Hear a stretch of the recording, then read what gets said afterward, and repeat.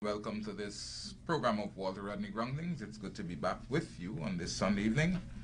And I have with me on the program this evening my usual guest, Professor Clive Thomas, and Brother Desmond Trotman. And of course, we'll be looking at issues as they relate to the political, social, and economic life in Guyana. Welcome to the program, gentlemen. Thank you. Well, last week we replayed a program that in which we would have discussed the attitude of the private sector towards what should be the real civil society and the normal persons, the ordinary people in the country, in terms of their approach to the whole political environment and their seemingly overt support for anything, good or bad, that the PPC administration does. We understand that that would have caused some stirrings among them. But do you think the criticisms that would have been leveled are justified? Well, Dion, I would never personally make unjustified criticisms against organizations. I did not call any person's names that I tried to avoid doing on this program. But I would not make an unjustified accusation about an organization. So I don't think they have any merit at all in saying that we have been excessively critical. I mean, to the contrary, I challenged whether we can call the Private Sector Commission a civil society organization. Because by civil society we mean principally non-profit, mainly non-profit oriented organizations. But the private sector is a profit-driven body which encompasses people making the biggest profits in this country. So from that point of view, I don't see how they can be classed as civil society and therefore benefit from any particular dispensation to pronounce on issues representing the civil sector of the society. And so I keep my criticisms as being important, valid. I noticed as we spoke before the meeting commenced that they have been saying, as you have pointed out, they've been saying that the government should explain why it is they have rejected or failed to appoint the Procurement Commission, but yet at the same time asking the opposition to agree to support the money laundering bill, the anti-money laundering bill, without giving them the same option of trying to explain why it is that they're doing that. So this is clear partisanship, so I have no apology to make, about that organization. I think what they say and what they do, both together, add up to a belief that I cannot trust them to pursue interests that represent those of the broad mass of Guyanese people. Do you share that same view, Brother Trotman? Yeah, I do, Dion. I think that their response really is one that, there's a saying that goes, the truth hurts. And I think that their response is in relation to the truth hurting them in a very profound way. Like Professor Thomas, the remarks which I made, I make no apologies for. I think that they were important, they're absolutely necessary, based on the fact that you're dealing with an organization which has proven to be more opportunistic than anything else. That if it was really nationalist in its concept, that it would have been taking positions that are objective, that the positions that they've been taking on issues really are ridiculous. And as a result, I believe that our remarks in relation to them really were well-founded. Okay, now, Professor Thomas talked about their call for the opposition to give support to the money laundering bill, and at the same time their own outlook in relation to the AFC's demand for the putting in place of the Procurement Commission. Now, again, we see them seeming to suggest that the opposition must take a direct stance, and then they're simply asking the government to explain, not to go in the same direction. Now, how does that, to a reasonable person, resonate? Well, I think that's why I made an observation before.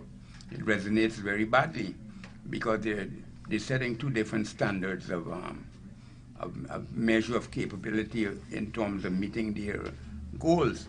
They want the opposition to do what they want and expect the government to explain what they're trying to do.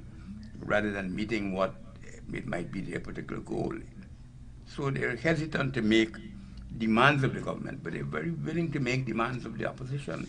And I think it should be resisted in the case of the money laundering bill, which I have no doubt we'll go on to discuss, because this bill is the product of great ineptitude on the part of the government, and it reflects the failure of the Private Sector Commission to monitor all these developments that they seem surprised at, that have been taking place for years. Since 1990, these issues have been developing and unfolding. A lot of communication has existed and comments made about the money laundering situation in Guyana. A lot of data has been published, articles have been published.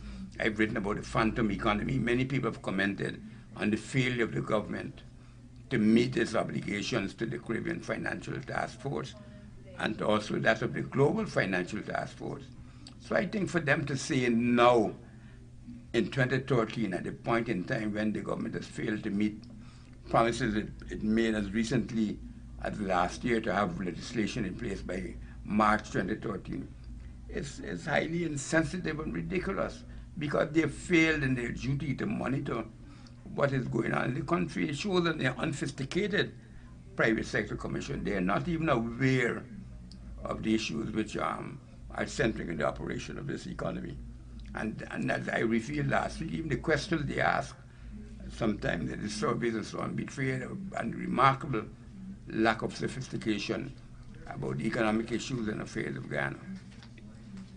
But Dion, I just want to add to what Professor Thomas has said, because I think that when it is that you realize how important the Public Procurement Commission is, and the fact that we on this program, we have for the longest while, and Professor Thomas has been taking the lead in that, has been calling for the establishment of the Public Procurement Commission, because it's extremely important to do so. When you take into consideration that we have not had the support of the private sector commission on this matter, you understand how opportunistic they are when it is that they haven't failed over time to make the call for the implementation of this unit, then now to come to say that they're asking the government to explain its position in relation to this. It shows, really how opportunistic that commission really is. And let me tell you something.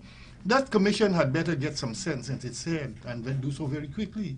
Because the fact of the matter is that if you go on the streets and you talk to people about their experience of the Public Service Commission, how it is, Private Sector Commission, how it is they see the Private Sector Commission, they'll be appalled at what people are saying about it. And it's not for me to say what people are saying here on this program. Well, you got a sense. Let them go outside there and interface with people, and they'll get a true picture of how it is people see them.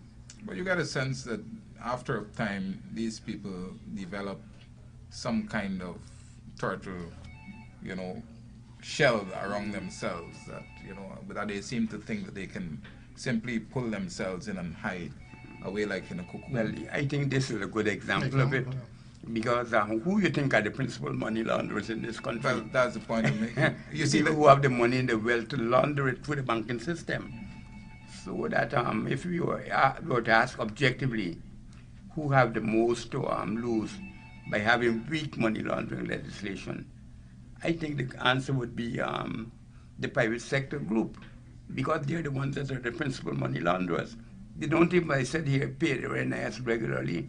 They try to evade taxation as often as they can. So these people have no moral standing from which to argue for any fair dispensation or treatment of the issues facing Ghana today. So I don't give them particular credence, and as we will come to see as we discuss the money laundering bill, they are supposed to be at the pinnacle, or certainly among the leading groups concerned with monitoring the evolution of this legislation if they have an interest in fairness and equity. But they're not. They're complaining that every single transaction might be delayed because there's going to be the presumption that the money is being laundered when it's sent.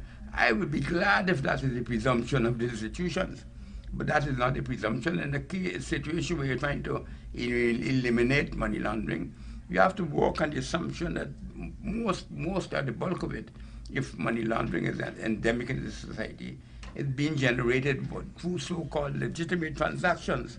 So you have a vested interest in trying to ensure that what is said to be legitimate is truly legitimate. But So they don't want that kind of scrutiny. I know.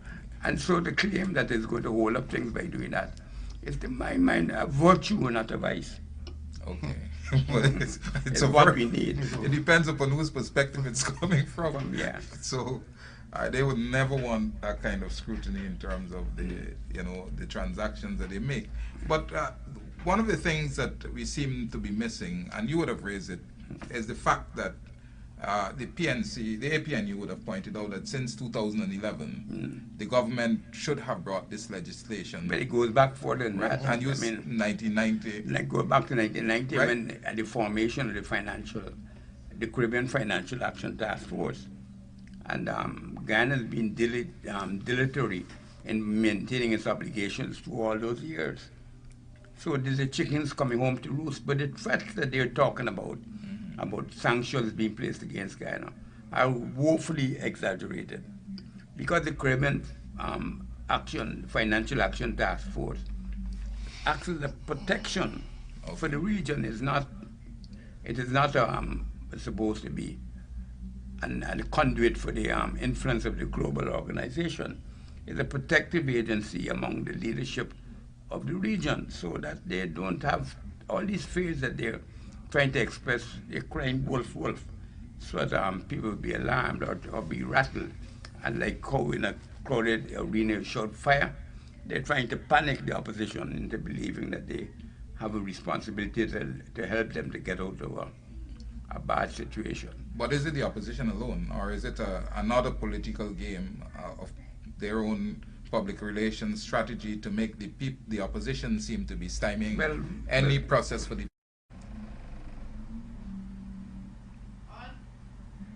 Okay, we've been having some technical difficulties, so we've had to interrupt the program.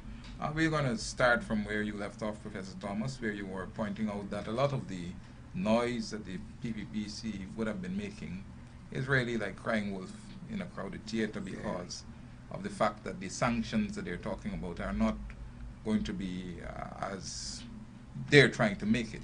And I was asking whether it's not a political ploy to make it seem as though the opposition again is trying to... Yes, the metaphor I use is crying wolf, wolf, to make people feel that there's real danger, to exaggerate it.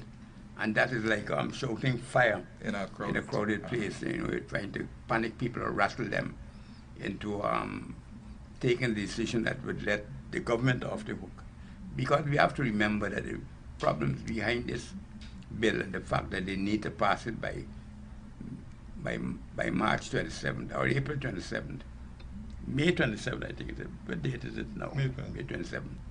It's because the government itself had been inept and dilatory in the pursuit of meeting its obligations, as stated by the Caribbean Financial Action Task Force. But some people also make the observation that the government it does not really intend to pass the anti-money laundering legislation, that it wants an excuse to not do it, and that excuse will come from having delivered so late to the National Assembly that the Parliament refuses to pass it on the specified deadline, and they get an exit from their obligations. Because remember, they have no vested interest in improving the quality of anti-money laundering legislation, but they're under the hammer to some extent in trying to conform with what are regionally agreed regulations that have been handed down by the G20, that's the global institution regulating the Financial Action Task Force, and which was formerly done by the G7, the rich countries, and now it embraces the G20 with countries like Brazil, India, and China, and so on, in past part of it. But they have no real sympathy, just like the G7, for the situation of small, open economies like the Caribbean economies. So as I said before, the organization the Caribbean Financial Task Force is really an organization to give cover to the Caribbean peoples, to the Caribbean countries within the global financial regulation and oversight. So I can't see anything developing there that will bring down the wrath of the Global Financial Action Task Force on Guyana. So from the point of view of that, I think it's a heavily exaggerated claim. But I want to make the observation that the countries involved, both at the regional and the international level, know the track record of Guyana. And that track record betrays not only a failure to have the up-to-date legislation, but also to implement the legislation. So we have an implementation deficit and a legal deficit at the end. But they say nothing about the implementation deficit, trying to create the impression that all that is missing are some laws, and the laws are outdated, not because they want them to be outdated, but as I think one spokesman for the government said, because technology has changed and they find the laws are no longer capable of handling the new developments in technology. That might be partly an issue, but out in a scale of 1 to 10, it probably accounts for maybe 2 to 3 at most of the concerns that give rise to the state of the legislation in Ghana. People are concerned about the way in which the financial intelligence unit is structured, the way it is appointed. There is no even clear provision in the law, as far as I can see, and I'm not a legal expert, for the removal of the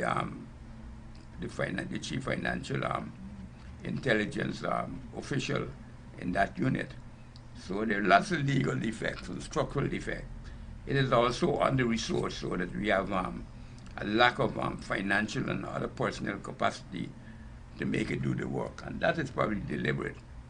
But I think above all, what the people are saying is that there are so many studies of Ghana economy that show that the phantom economy represents about 40% of the GDP, that they have to figure that the leverage of organized crime, and therefore by extension money laundering and that type of thing, within the political and economic system is so powerful that they cannot expect to get good governance coming out of Guyana.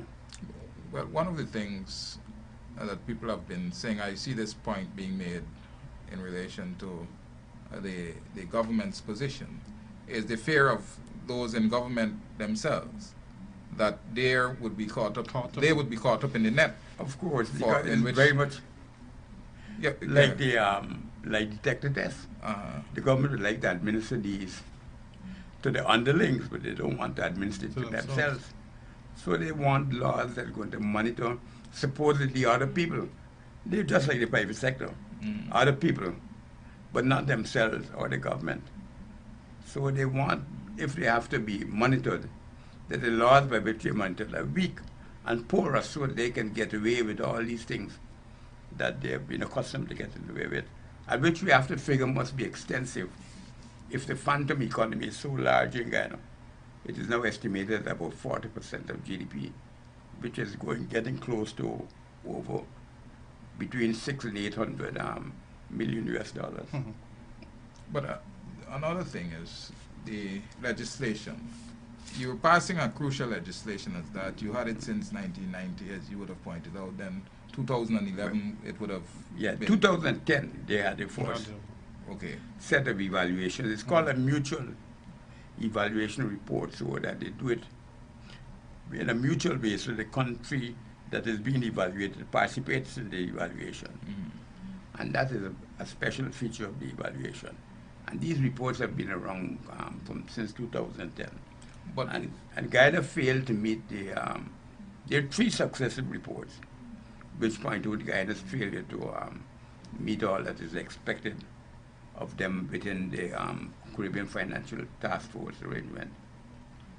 So that what happened at the last meeting in 2012 is that we promised to have the legislation by March 2013. By March 2030, we didn't even present the legislation to Parliament. But the thing is, if you're going to present such key legislation, they would have had it in their possession since 2-3 years ago. Yeah. The opposition would not have seen it. I saw only. Yeah, but the thing is, no, I don't agree that. That's why I'm criticizing the public sector, private sector commission. These things are available online. You have to just go to the Caribbean Financial Task Force and download all the reports in Guyana. That's where I keep monitoring it from. The legislation itself. The legislation, every single thing is there online. The people are anxious for it. It's not like in Guyana. These things are done secretly. These things are done openly so that any investor around the world can monitor what is happening. So because they have to satisfy that global requirement of making it transparent to everybody who has an interest in Guyana, it means that persons like me who have an academic interest in Guyana and can download the documents and see what they say. The same thing can be done by the opposition. It can be done by the private sector commission. So if they don't do that, it's their own ineptness, compounding the ineptness of the government. So there is no change for that can be made by the administration, the local administration, to that legislation when they present it to Parliament. But it can be improved. There's no harm in doing that. Nobody would be against improvements in legislation. But do you think the government would improve the legislation? Well, that was the question. I mean, my personal point of view is that we should proceed deliberate speed in dealing with this matter. That we need to have a lot of public consultation. We need to bring in all the expertise in Ghana. Because remember, these people write to some of us privately to ask for papers indicating they're interested in certain aspects of the matter that they're not getting, are not satisfied with the documentation provided, even the tenants sometimes provided by the government officials on this matter. So they're pretty aware of what is happening in Guyana. And they're trying to deliberately tighten up the legislation. And if we can identify areas of it that would improve the legislation, I don't think we'd meet with much resistance. Remember, we're dealing with a regional or international group body, not a local government body.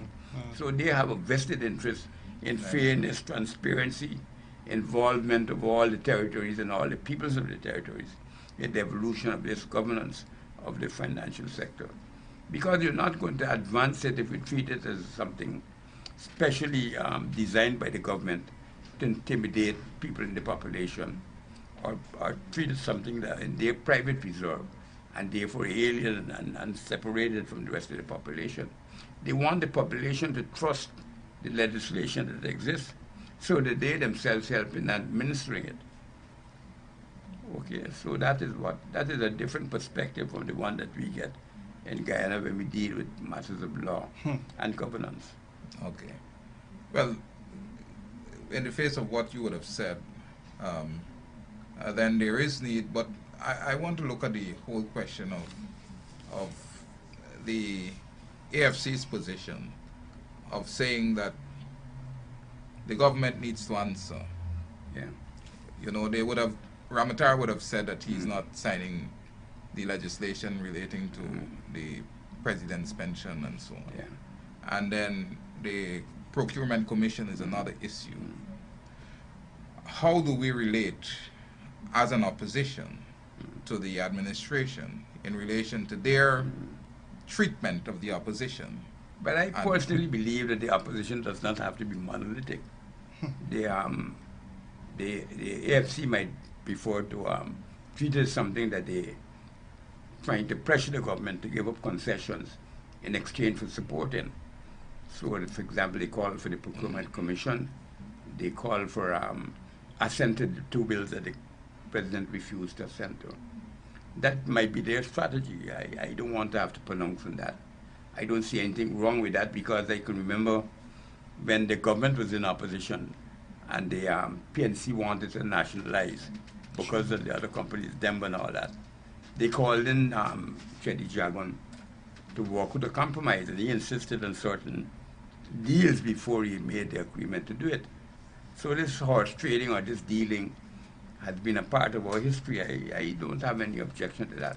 But I think that the position adopted by the APNU is much more principled, in that they're saying that the legislation cannot be supported a priori.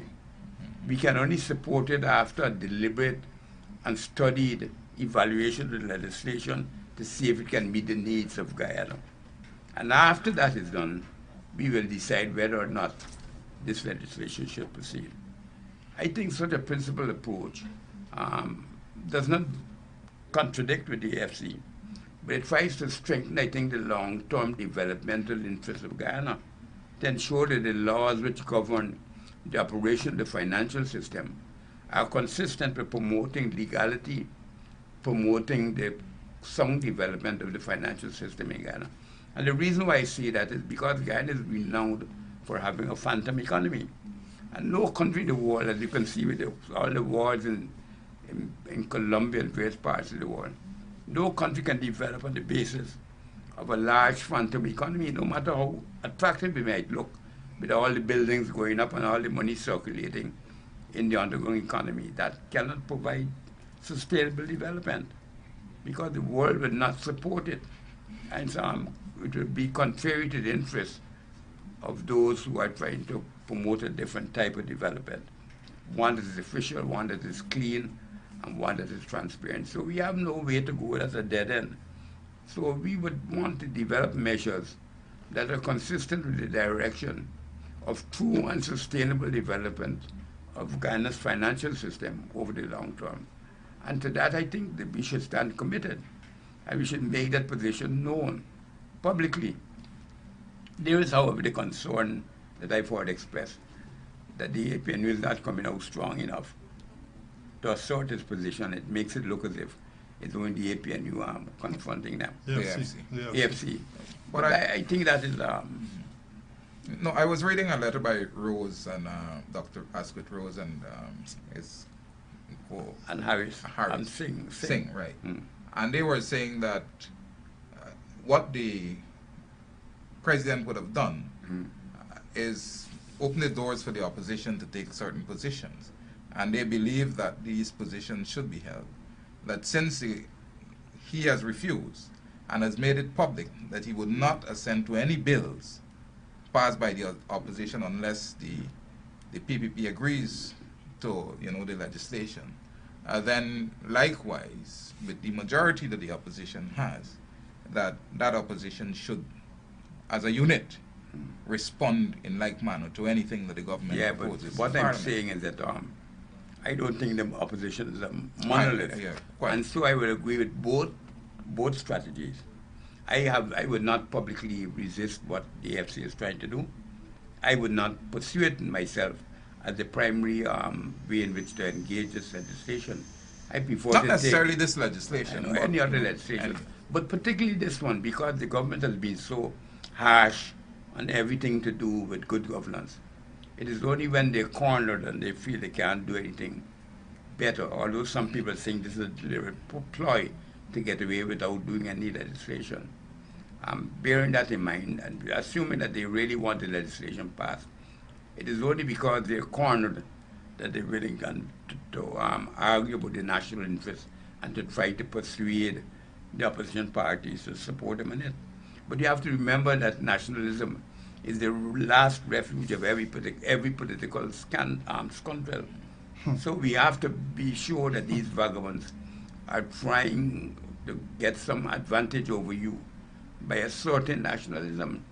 They don't really have a certain national interest when it comes from the point of view of trying to improve financial accountability by passing the two bills that were passed in the parliament presented by the APNU.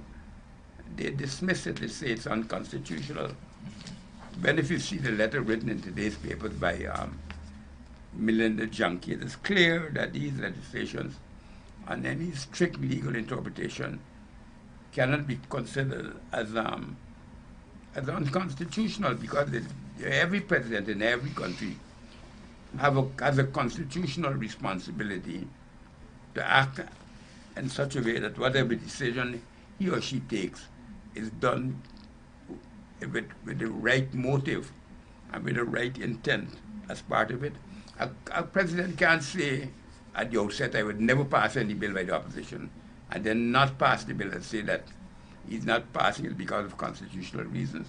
That in itself is an unconstitutional position to adopt. to say a priori you never pass a legislation sent up to you by the opposition, when the Constitution permits it to be sent up. That's a very unconstitutional position to adopt. So, Brother Trotman, I haven't heard you. He's a parliamentarian. He'll have all the explanation. I will agree with the position that Professor Thomas is enunciated. I believe that the APNU should remain as principled as it is bound to be in relation to this matter. I think it's important that it struggle for those amendments which will give teeth to the legislation, and if those struggles are won, then I think that we will have the kind of legislation that that will be supported by all sides in the House, because I believe even the AFC, in spite of the position that it holds at this particular juncture, will want to come aboard a piece of legislation that advances the country's interests. But it's important, Brother Rodney, not to underestimate what will be required to make sure that that legislation meets that test. Yeah, no, I'm not attempting to do that at all. It's not an easy test. No. So the AFC might get both. Yeah. And they might see that if they want to meet this test, they have to do other things, like making sure that the procurement commission is in place to regularize the way in which presidential assent or refusal to sign bills is handled. All these things might have to be part of the settlement, because it's an issue of very fundamental governance that they have to deal with. Yeah, I'm not attempting to underrate the what is required, in order to meet that thing. I'm just saying what the end result could very well be, because I know that this is a hard slug. Knowing the PPP, having the experience of dealing with them in Parliament on other issues, that I know what will take place in those that special select committee meetings. And so that's important, I believe, for the APNU to keep focus on its position, because the eventual outcome is extremely important. It's great. In relation to the president's position, I believe that it's time we begin to really think in terms of, because I think Professor Thomas is right. You can have a person as president violating the Constitution with the ease in which he's prepared to do. And I think it's important for us to really even begin to think in terms of impeachment of the president. Because when it is in other countries, in the United States, if a president is in violation of the Constitution, the people move to impeach. And I believe that it's not an option that we should be ignoring. In fact, I believe it's an option that we should be pursuing at this juncture, because of what the country is faced with at this juncture. You have a situation where the majority is not with the government, but is with the opposition, and the government is bound to strike a balanced position in relation to what ensues in the National Assembly.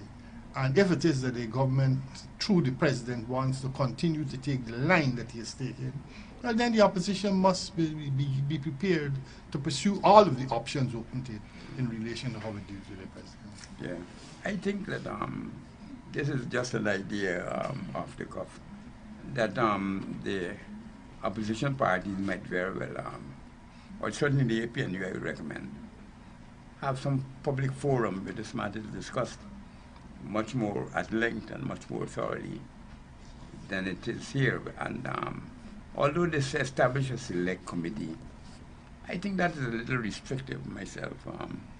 I've presented evidence before to select committees, and I've actually, in the course of presenting the evidence, seen the members of the committee fall asleep in front of my eyes. Just literally fall asleep. Okay. And but you submit a written document as well. So you figure when they wake up, they might be but that might be a forlorn hope. So those are very limited arenas of engagement, but they're still very important. But I think the government, but we should think of maybe June the 13th, that we have to think of what to do for the memory of Walter Rodney. Might be a good idea around that time to organize a forum to discuss some of the wide implications of this legislation and this juncture of making decisions about how to proceed. with the governance of Guyana. Yeah. Yeah, that's a good idea. And maybe if it's pursued and comes to fruition, some good thoughts can come out of the process. Yeah. But I noticed in today's Starbuck News that the PPP seems to be suggesting that there is some kind of cozy relationship developing between the APNU and the government in relation to the money laundering bill. They're banking on the APNU to get it passed, which seems to suggest that they're trying to create some kind of... Well, remember that's a report from Starbuck News. Mm-hmm. We don't know that is true. Okay. And my concern, I would be concerned if I really felt that was what was taking place, because I think it would be an atrocious response for them to give, or even a stance to hold. But I am prepared to dismiss it as maybe the musings of the Starbuck News, or maybe other opposition elements that feel that the APNU's principal position is not sufficiently vociferous, and therefore appealing in terms of the way in which we respond to this matter. But as I said, the opposition does not have to be monolithic on the issue. You can attack it from different positions. So I'll let that happen. I have no objections to that. So but I think that it would be very wrong. And I do not believe for one moment that the APNU is engaged in any deal with the government to try to pursue a settlement of this issue in their favor. I think it'd be so wrong that I would prefer not to think that it's conceivable at all. Yeah, and something that Professor Thomas said just now struck a chord in my mind. And it had to do with his call for the APNU to consider holding a public forum in order to discuss this issue more widely. I was privileged to listen to the press conference with the APNU, at which Joe Harmon, Lance Carberry, and Vincent Felix were the spokespersons for the APNU. And to my mind, they were very clear in relation to what the APNU's position is going to be. They were at pains to make the point that there's going to be no accommodation with the PPP in relation to this matter, unless issues which are of concern to the people are addressed in the legislation. They've made that very, very clear. But I think that if there's a weakness in the APNU's position, is that there is not more public dissemination of the information. The press conference by itself, while it is true, is a way of disseminating its position publicly, that it doesn't really go far enough in relation to this issue. This is too important an issue not to not have the APNU speak in a more profound way. Yeah, but by that I hope you mean, Brother Trotman, that it must be much more specific about demonstrating publicly what they want to see in the legislation. Yeah. Other than just the general position. General position. What the legislation must include. Yeah, that's what I would like to see, because the public out there wants to know what is it we're going to be struggling for. They want, if it is they're going to give you their support, they want to know what is it they're supporting. So the need for the public dissemination of information by the APNU is extremely important. In a studied and deliberate way. People must see what are the key points you want. Reorganization of the FIU, the Financial Intelligence Unit, all these things, what type of organization you want, how it should be structured, who should have control over selecting and appointing its members, who can be responsible for removing them from office, what are the terms of their employment. All these things got to be clearly specified in law. But when I look at the legislation, none of these things are very clear. It just says, as usual, the president may appoint. The minister of finance will appoint, but only the president nominate the person the president will appoint. So that's the usual autocratic way in which the PPP tends to manage all public bodies. And I think a unit like that is too important and too too much central to the existence of all Guyanese and not just the government itself, that it cannot be left in the hands of the selectees of the Ministry of Finance, the Minister of Finance and the President. It's like some ministries, for example, I would say the Attorney General or the Minister of Finance, because they have to deal with issues of such broad national importance. They particularly should go out of their way to look a little more non-partisan than others. I mean, the Attorney General holding press conferences about the Attorney General in the office of the PPP headquarters is so ridiculous and obscene that I mean, as somebody I think pointed out, I think it was somebody in television I saw, would say it is so obscene that this has never happened before in the history of this country, and it's happening now. And that these types of things we have to regulate against and guard against. So, well, when we look at all these things and we look at the president's refusal, the whole constitutionality of it. Now, the Constitution does say that the president can withhold, his assent to the bills and so on.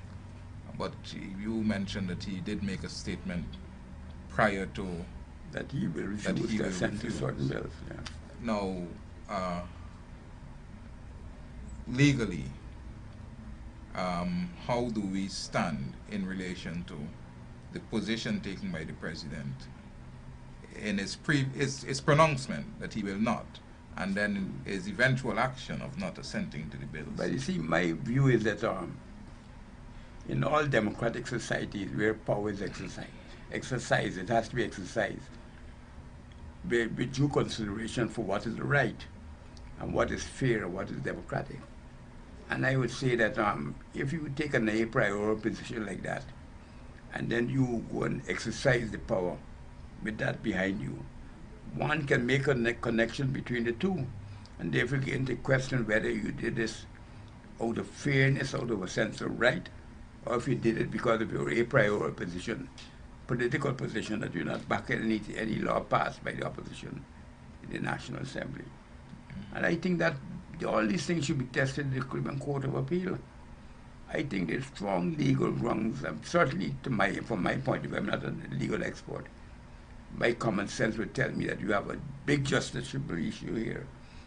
Can the president just act like the presidential giveaway of the spectrum, the licenses? Can you just act like that without reference to what is fair and what is just, and just say that you had the power to do it?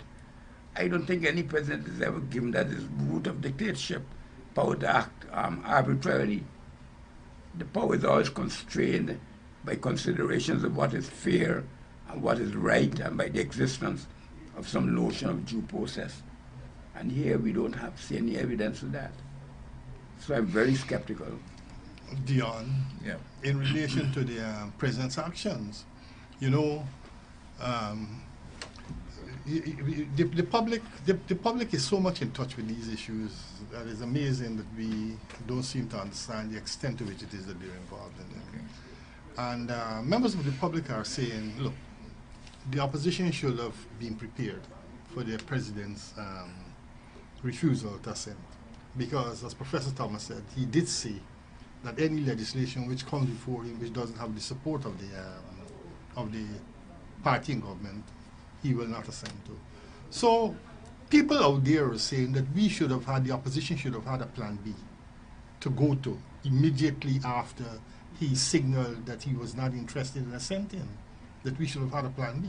But I think that on some of these issues, we are not acting in the way in which we are supposed to be acting. And in a certain sense, there's a feeling of being let down by the larger populace.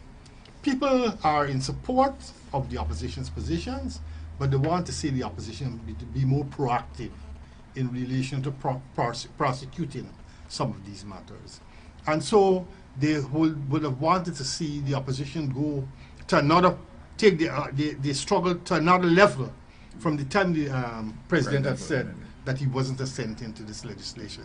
And I hope that the opposition really, of which I'm a part, really takes these lessons on board and be more concerned about how it is these things are impacting, because I believe that one of the things that the government does is that it feels kind of confident when it sees you not moving to a plan B, which is absolutely necessary in situations like the one in which we are discussing. Well, if you want to say something. No, I agree with that entirely. I think the worst thing that the opposition has done over the period since the elections is to appear spineless from time to time. Not only spineless, but also confused about how to develop a response to the government. And the division sometimes between the APNU and the AFC is not helpful. And that is why I think it's important for the APNU to go out there and say, well, look, we don't think the opposition needs to be monolithic. Let the AFC do what it wants, but we also must do what we feel is our political responsibility. And try to advance that in a way that takes what the AFC is doing into account, but to try to pursue it along a more principled line, rather than let it look like tit for tat or horse trading or some narrow interpretation of what you're trying to do. Is a fight for a control of the way in which a society is seen, the way in which it is governed, and the expectations of the population in regard to these matters. And that's a struggle, therefore, for the consciousness of people. And I feel that we have to keep that always to the forefront. That everything we say and do must elevate the consciousness of our supporters. Not just the awareness or the knowledge, but the consciousness. Because unless you have a conscious support, you're not going to have supporters who are willing to go the last mile with you. So we have to build up the consciousness. I remember in the early days of the WPA, we used to train the cadres, we used to talk to people, we used to have educational classes. We used to teach people about the Guyanese history and Guyanese politics and the Guyanese economy as a condition for being a member. We need to have those types of approaches. They're not old-fashioned, they're essential to ensure that the key cadres understand where they stand in the struggle with the PPC. What we need to look at, we're talking about this whole question of procurement, of money laundering, and we're talking about the financial accountability and so on. Now, all these things are related, all right? The government wants to pursue legislation. They want to force legislation through the parliament because of the external pressures that they're receiving. And laws that are passed by the parliament pertaining to transparency and all of these things right here in Guyana, the president has decided that he's not going to support them. So how do we, what signal does that send in relation to the government and its real commitment? Well, the government has no commitment to anything else but pressure and power. The external agencies and bodies have capacity to influence what loans they get, what support they get in the national community. So they have a lot of weight in the exercise of their actual decisions and practice inside Guyana. But the opposition has to develop that weight by what gains it makes at the electoral front. So having a narrow majority in parliament has to be translated into a majority that represents the deliberate ability to pressure the government to do what is in the interest of the people.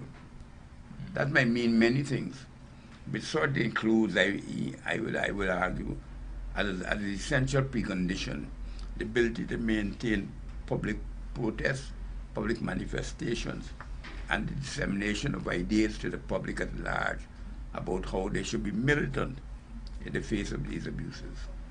Yeah. Brother Trotman, you? No, I concur with Okay. the position. No, I saw Hyder Ali writing a letter in today's paper saying that, you know, the sins of those who would have, he was talking about the guy that died only 2 days ago, the former dictator. And he was saying that his sins revisited him. And some people don't seem to realize that all these negative things you do someday will come to haunt you. But he's speaking about his party. But I was wondering whether... He might be sending a signal to his party. But I mean, he's part of... Those 400 people that were murdered, I'm absolutely convinced as I remain here today that those things will be avenged. I have absolutely no doubt that the people responsible for those things will pay the price. Not only in terms of their reputation, but the concrete price in terms of how their liberty is exercised in Guyana, because they've broken many laws, committed many murders, and therefore they have to be held responsible. I was just about to interject to say, Dion, that I haven't seen Hyder Ali's letter, but it seems to continue a trend started by Rohi a couple of days ago, in which it is that he came out with a very obnoxious letter. In fact, obnoxious to the point that what he's doing is actually threatening the lives of the political opposition. Again? Persons. Yeah, again. You know, he talked about the way in which it is we who've been in opposition over time function and see ourselves as untouchable. It says that we are so committed to being in the opposition that we see ourselves as being untouchables, and call us all manners of names. And then went on to use my the experience that he had with me in relation to my contribution in Parliament, when I said, though he misquoted me, when I said that I wanted to advise the Minister of Finance to go on the streets, and you'll be surprised to hear what people are saying. People are saying that in the PPPC we have a criminal cabal and a dictatorship to dismantle, and dismantle it we must. So he was using that to show that, you know, this is an untouchable speaking, but then went on to say that they seem to he doesn't seem to understand, they don't seem to understand that things have a way of happening unexpectedly. So one can only assume, one is forced to assume that what he's thinking in terms of is visiting on his political opponents, you know, assassination as a way forward. You got to understand that there's not only one side could assassinate.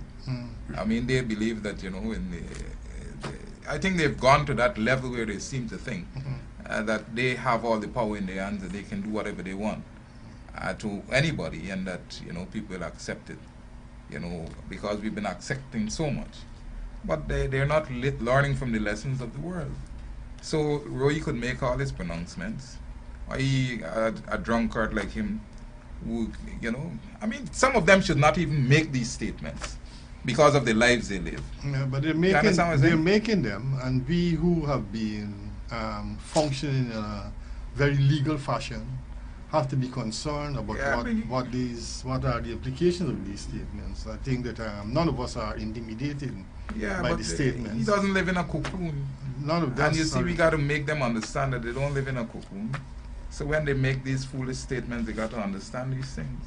I ain't got no, you know, and anyhow, we are not untouchable, and you're not untouchable. That's the point that we have to make. Yeah, and we got to understand that, right? What we do is what we have to do because of the nonsense that has been happening based upon what the PPPC has been doing. And, you know, we've been looking at the fact that I think somebody was making the point the other day that they've far surpassed anything that would have transpired in terms of... Yeah, but that's the perversity of mad dictatorship. Mad dictatorship sees every opposition as in itself a crime. It has no tolerance for different views or different positions. It sees any opposition as a sign of weakness, as a sign of failure. To them, achievement is being a minister. It's being a position of authority. So anything that does less than that is looked down upon. You don't see the mindset of that sort of petty dictatorship. That's what is coming out. That's the flavor of the cabal that they have running it. The way in which they see the world. And it betrays itself in these very inane statements that are being made. Because they cannot I cannot imagine anything more senseless or more degrading for political movement in Guyana than to say that people who oppose feel that they are untouchable. What does that imply?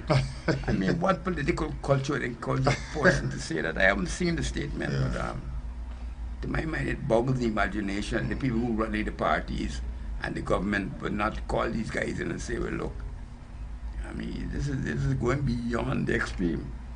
No, but they don't have a sense of what is extreme, and so they've grown so accustomed to being part of this, criminal entity. All these assassinations that people always look. We're talking about Vic Puran, and his daughter is claiming that he was murdered. That he was murdered.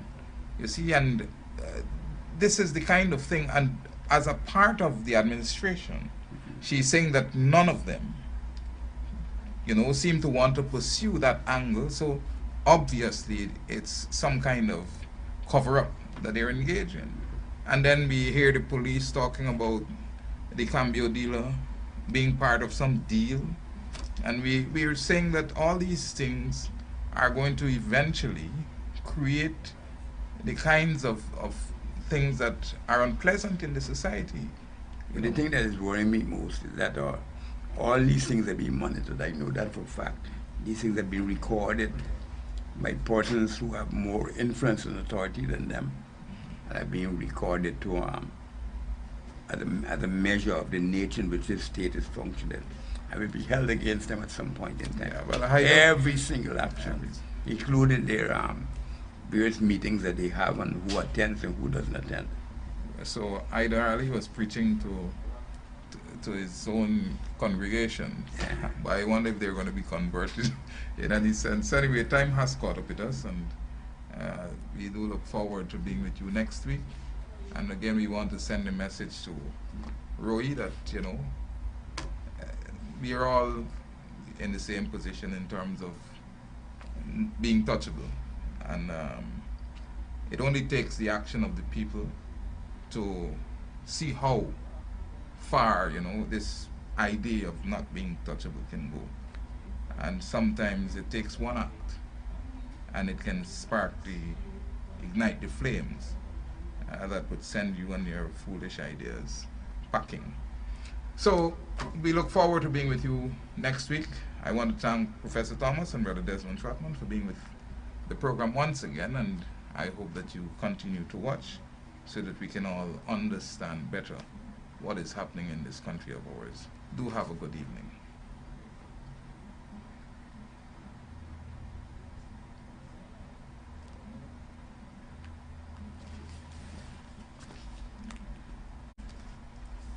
Ray seems to have taken on the position